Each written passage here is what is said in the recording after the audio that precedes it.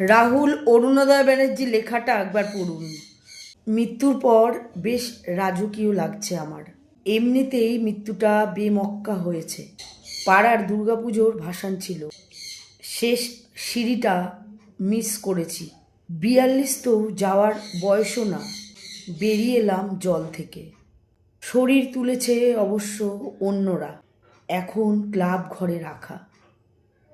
পুরো লেখাটা একবার পড়ুন।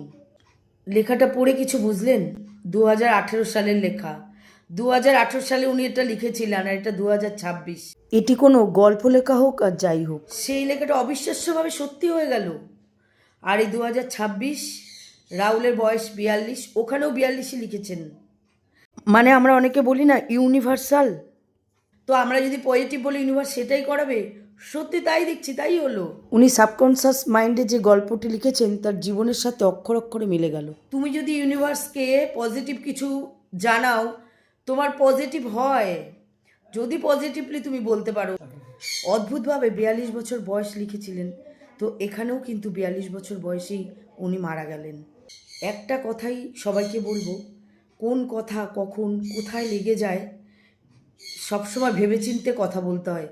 এখন 42 বছর বয়সে রাহুল আমাদের সবাইকে ছেড়ে এইভাবে চলে গেল। সত্যি আমরা এটা মানতে পারছি না কেউই, কিন্তু ইউনিভার্সের এই কথাটা তার সত্যি প্রমাণিত হয়ে গেল, বা ইউনিভার্সের এই পজিটিভ কথাটা ঠিক ফলে গেল। তো সবাই খুব পজিটিভ চিন্তাভাবনা করুন, নেগেটিভ চিন্তাভাবনা কেউ করবেন না বা ভাববেনও না। যদি পজিটিভ ভাবেন আপনার সাথে পজিটিভটাই ঘটবে। সুতরাং মাথা থেকে একদমই নেগেটিভ চিন্তা সরান, পজিটিভ ভাবুন এবং ইউনিভার্সকে পজিটিভটাই জানান।